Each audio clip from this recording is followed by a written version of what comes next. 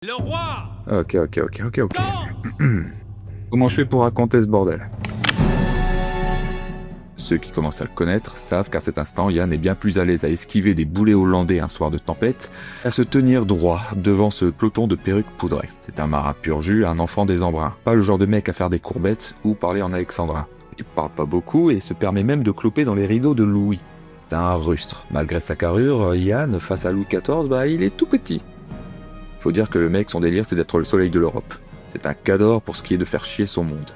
Il a l'art de dégager des Espagnols d'un port en ruine pour transformer ensuite cette bécoque en 4e arsenal de France, juste pour pouvoir s'engueuler avec les Anglais nez à nez.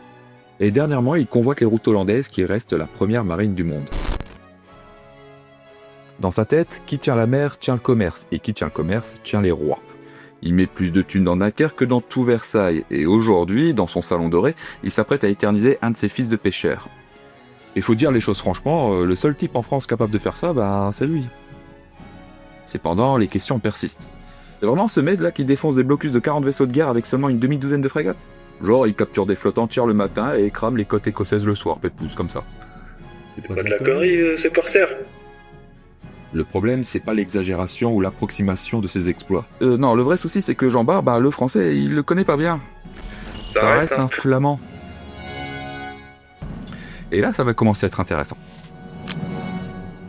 Parce que pour expliquer simplement à la cour les subtilités de la guerre de course et aussi pour montrer comment lui, il fait pour faire chier son monde, il adapte son dialogue en une forme de danse qui est censée représenter le tumulte de la mer. Il trace le salon droit vers un groupe de seigneurs et là rentre dedans, et il fait une trouée. Certains tentent de se relever de cet abordage, en perruque et en escarpin, mais le corsaire, non, lui, il continue à les chahuter. Et bite en avant et bite en arrière, au rythme de la mer, t'as intérêt à t'adapter au rythme du corsaire si tu veux pas retrouver ton cul à terre. Les ricanements laissent place à l'indignation, et là, au milieu du silence gêné, à 2 doigts du scandale politique, Louis, lui, il se fend la gueule. La poilade totale. Mais malgré les exploits du corsaire, Louis, il reste sobre. Il le promeut simplement chef d'escadre, pas encore d'anoblissement, c'est beaucoup trop tôt. Et il faut dire la vérité, c'était pas en chahutant ses courtisans qu'on stoppe la famille la plus meurtrière du siècle.